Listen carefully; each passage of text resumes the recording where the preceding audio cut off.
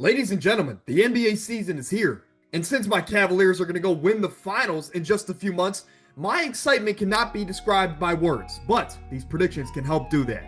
But as always, drop your predictions on anything about this NBA season in the comment section below. I get back to every single comment, and again, I like to see what you guys have to think.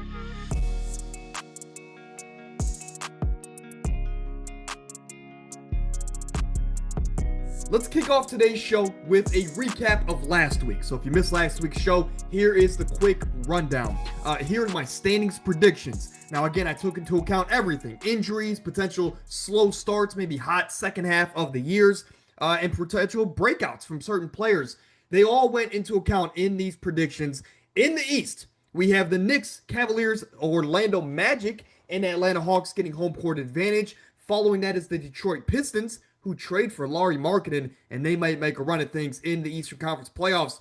The Milwaukee Bucks at 6, Toronto Raptors at 7, and the Indiana Pacers with the power of friendship and the increased roles on this roster. They put it all together second half of the year, go through the play-in, make the playoffs, and they got New York in the first round, rekindling that rivalry. Now in the Western Conference, we have the Thunder Nuggets, Houston, who just recently extended Kevin Durant. Shout out to him. Highest paid player in NBA history goes to the Durantula. And then the Minnesota Timberwolves at number 4, rounding out the home court advantage. It might be the year of MVP for Anthony Edwards. Now, at the latter half, we have the Lakers, Clippers, Golden State Warriors, a bunch of older teams there. But then we have the Dallas Mavericks, who, with a returning Kyrie Irving, are the hottest team in the NBA second half of the year. And they're going to give the Thunder a run for their money in the first round. Cooper Flag also should be as advertised. Now, these are the play-in losers and, of course, the lottery teams.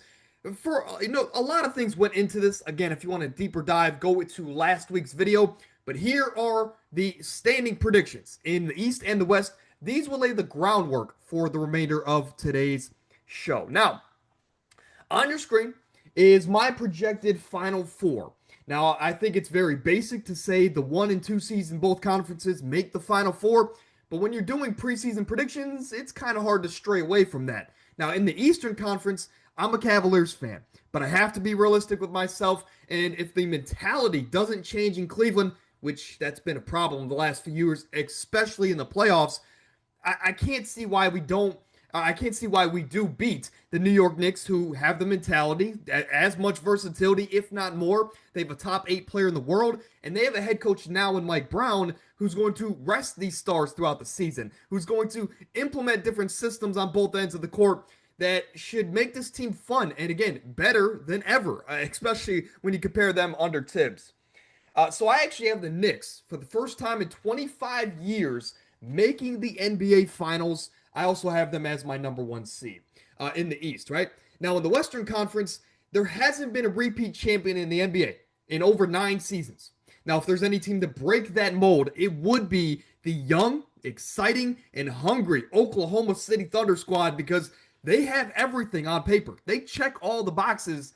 However, I think the Nuggets, with the additions that they made this offseason, getting rid of Michael Porter, bringing in Cam Johnson, Bruce Brown, Jonas Valanciunas, it allows Nikola Jokic to rest periodically throughout the NBA season.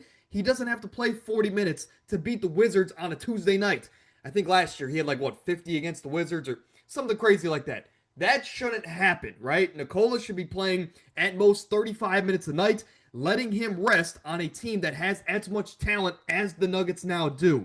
So I think the Nuggets in the playoffs, last year they took the Thunder to 7. This year with the better roster, they can knock off the Thunder, make the NBA Finals, setting up the Knicks, the Nuggets in the NBA Finals. That one would be exciting, man. I think as a personal fan of the game, I would be rooting for the Knicks because it's been so long since they have won the NBA Finals, whereas the Nuggets won it a few years ago.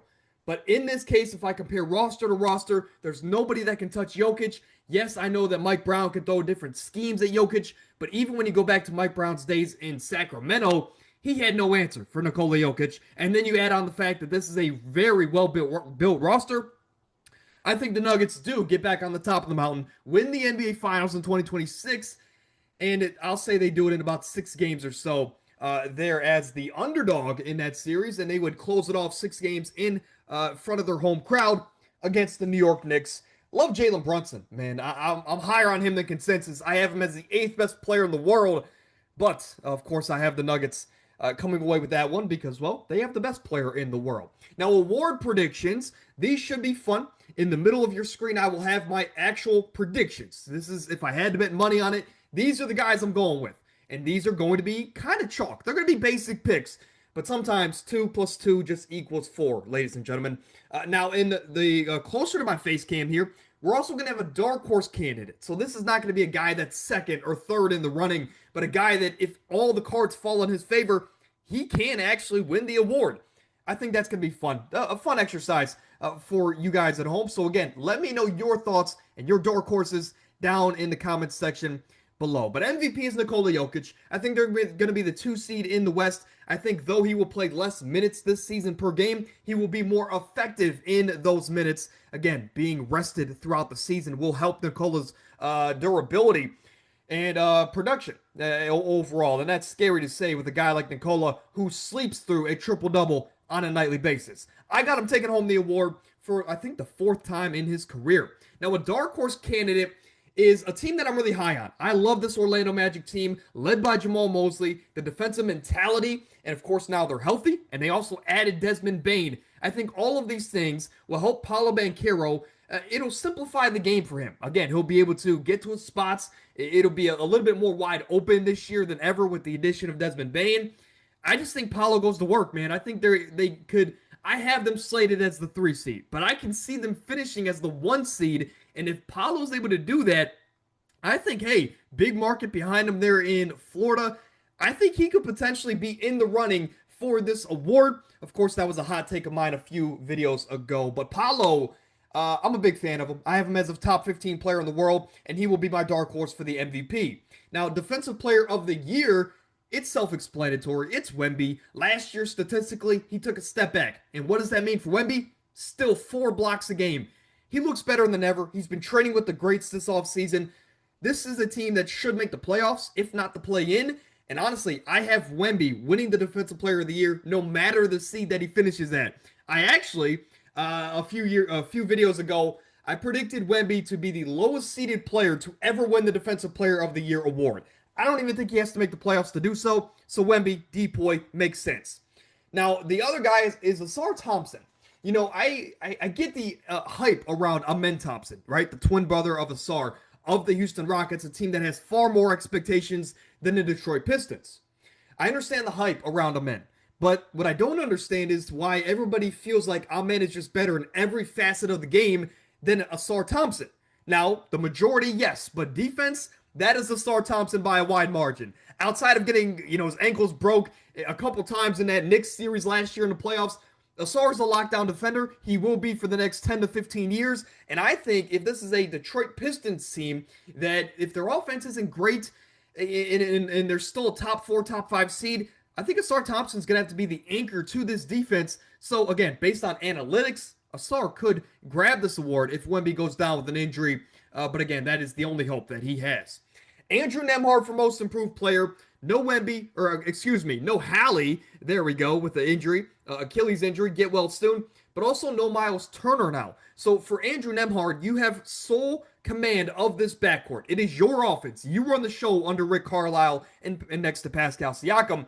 So Nembhard last year we saw in the playoffs, when he was called upon, he stepped up and stepped out. He was a huge contributor on why they got to literally the last game of the NBA season. I think this year he takes advantage of this opportunity, and I'm a Gators fan, so selfishly, I want to see Andrew Nembhard take home this award. Again, as many Gators as possible, let me put it that way.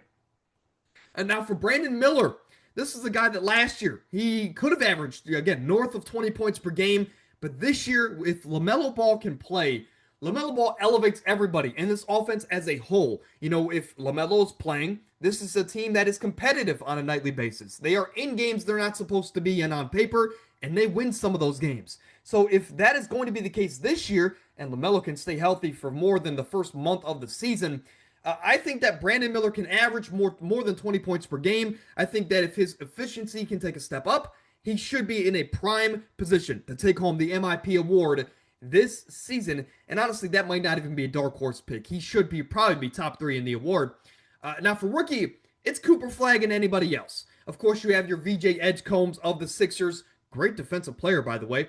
Of course, you have your Ace Baileys of the world, who's looked really good in the system of the Utah Jazz. But as far as dark horses, I'm going to stay on the Jazz, and I'm going to go with another Gator.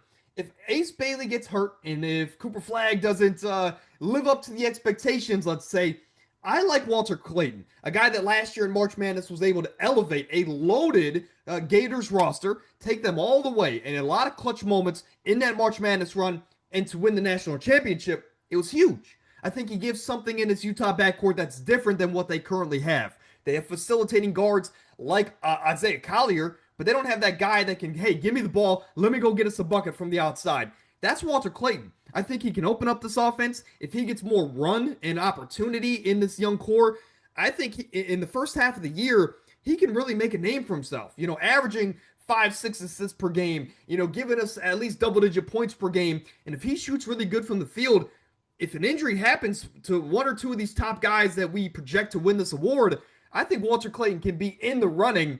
But again, that is just wishful thinking for another Gator. It's a dark horse for a reason. Sixth man of the year. Let me get a homer pick in here. DeAndre Hunter of the Cleveland Cavaliers.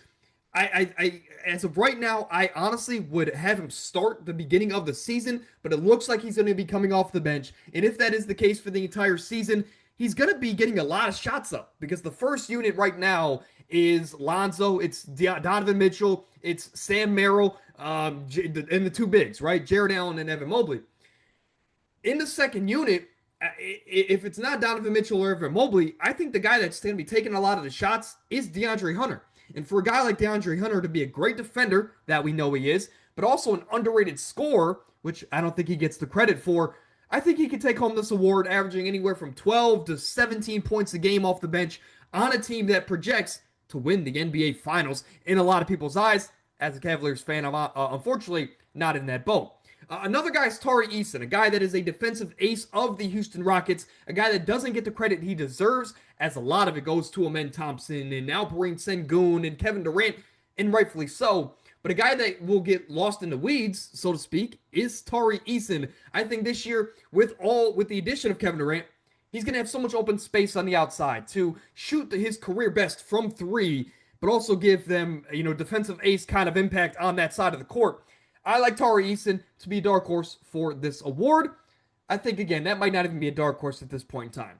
Clutch player of the year. No LeBron to start the year. I think Luka Doncic is the man in LA. Shocker, right? I think he's a top 3 player in the world, and Luka Doncic should take home this award with all the clutch games that he's going to have early in the season to keep this Lakers team afloat. The other guy is Trae Young. These guys are kind of synonymous with each other, but for Trae Young, this is an Atlanta Hawks team that, yes, they have added a bunch of pieces, and this looks like a very well-built roster, but they need to put it all together. They need to find their chemistry on the court early in the season, but I think one thing that they can rely on is we have a closer. We have the guy that we can give the ball to and get out of the way late in games early on in the season while we figure out the rest of our, P's and Q's. I think Trae Young will be a guy that will make a lot of clutch shots this season and potentially could be a dark horse for this award. Now, coach is Mike Brown. I have the Knicks as the number 1 seed in the East, as you saw. I love everything about the Knicks this season, and I think Mike Brown will elevate this unit compared to what we've seen in years prior. Now, a dark horse here, in my opinion, is Darko Rajakovic of the Toronto Raptors. I have Toronto making the playoffs, shocking us all, being that team that we look back on in a few months and saying, well, I didn't really expect them to be here, but they're here. They're fun, and I kind of want to root for them in the first round and beyond in the NBA playoffs. I think this year that can be the Raptors, as they have a lot of exciting wings. So Darko Rajakovic has a lot on his plate, but if the Raptors can make the playoff run, I project them to. He should take home this award. Now, all NBA teams. I didn't do defensive teams because those are subjective, right? And again, I think all defensive teams are kind of chalk as far as who you can put on your ballot. But for all NBA teams, it's a bit more broad. And outside of the first team, we can have some fun. For the first team, though, it's self-explanatory. These are guys that are the number 1 option on their teams. These are all teams outside of Wemby that have championship aspirations. And for Shea, reigning MVP, coming off one of the best individual seasons we've ever seen. Luka, a guy that's going to average 30, 10, and 9 throughout the entire season for the Lakers. And when LeBron returns, he's going to need a ramp up period. So already Luka's going to cement himself as the one and the only in this Lakers offense for the entire season. Giannis, Jokic, those guys are self-explanatory, maybe the best two players in the world. Now, second team, keep in mind that the NBA changed their format to positionless for all NBA ballots. So this is where you're going to see a lot of non-centers, right? Because it is a guard and wing heavy league. And these are guys that are still 1As on their team. We have Jalen Brunson, number 1 seed in the East. Steph Curry, the anchor of the Golden State Warriors team, as this year, hopefully he can get back to his MVP level days where he's averaging, close to 30 points a game. If he can do that, we're going to be spoiled as NBA fans. Now, Anthony Edwards, it's tricky, man. Shai and Luka really dominate the first team. And honestly, you can make the argument. If Ant comes out and has an MVP level season and being on the 4 seed, do you put him on the first team over a guy like Wemby, who is going to have not only great defensive numbers, but kind of historic defensive numbers this season? I could see you swapping Ant for Wemby for the first and second team, given where they place in the Western Conference playoff standings. Now, Paolo Banchero, I just talked about him. I love his outlook this season. And Kevin Durant, to be, now the richest player in NBA history, to go to a new situation where you're welcomed in with open arms, and it's a complete roster. You have the defense. You have the facilitation around you. You have the great coaching around you. Kevin Durant was brought in at this point in his career only relied upon to do one thing: put the ball in the basket and be the closer. That is what he's done his entire career. And now at this point in his career, to only be asked to score the basketball, it's going to be huge for Kevin Durant's production. And I think the Houston Rockets, with no Fred VanVleet, still finish as a top 3 seed. And Durant will be an all-NBA second team member for the first time in, I think, a while in his career. Now let's go to the third team. And there's a clear mistake here, so I want to clarify it here before we move on. Donovan Mitchell, a guy that I'm just now kind of realizing I left off the ballot. I don't know how I did that, but I think no matter what, he would end up either in the Kevin Durant spot or he would end up on the third team. So the guy that you could replace for Donovan Mitchell would be probably LeBron James at this point in LeBron's career. Sure, LeBron's going to average 27, 7, and 5. And he's going to have the fan vote, the narrative vote. Everyone's going to still want to have LeBron labeled as a top 15 player in the game today. But Donovan Mitchell leading a team to 60-plus wins in the Eastern Conference would definitely earn him a spot. So whether if you want to have Donovan Mitchell in, you know what? I'm going to have Donovan Mitchell in over LeBron James. And we'll still have LeBron. We'll have Donovan Mitchell and Evan Mobley on the third team because I'm a homer. Gosh dang it, right? I'm going to have my Cavaliers on here as much as possible. But third team, we will go with Trae Young and Cade Cunningham. 2 guys that I think are going to have to anchor these younger teams in the Eastern Conference. And if my predictions stand true, they're going to have a very exciting first-round matchup. Now, for Cade Cunningham, if they're able to trade for a shooter like Lowry or like Trey Murphy, I think that they can make a run to the Eastern Conference Finals. But until they trade for that guy, I have to temper my expectations. I still think Cade is obviously the driving force of this team, and he is going to be an all-NBA level talent. So Cade, Trae are self-explanatory. We have Anthony Davis. We know who AD is, right? As long as he can stay healthy and play north of 65 games, he's going to be a defensive monster. He's going to be the anchor of a team that, for the large part of the year, has a rookie as their second-best player in Cooper Flag, and Kyrie Irving out with injury. So Anthony Davis to keep them afloat and eventually make the playoffs. I have him making an all-NBA team. We have LeBron James and Evan Mobley. Like I mentioned, we're going to swap LeBron out because he's going to miss some time for Donovan Mitchell. But again, Evan Mobley, LeBron James are self-explanatory. They can be swapped out either way. Regardless, that is my all-NBA ballot. First team, second team, third team. There you have it, ladies and gentlemen. So in today's video, we covered everything for this NBA season. And let's recap here really quickly. Finals winner, we have Nikola Jokic and the Denver Nuggets. MVP will also go to Nikola Jokic. Other big-time awards. Defensive Player of the Year, Wemby, of course, he takes that home. And outside of that, we saw the All-NBA teams. We saw the standings predictions. If you missed my hot takes video, by the way, it's on the channel. Go check it out. It did great. You guys loved it. And one of the biggest ones in that one was Toronto making the playoffs. I love Toronto this year.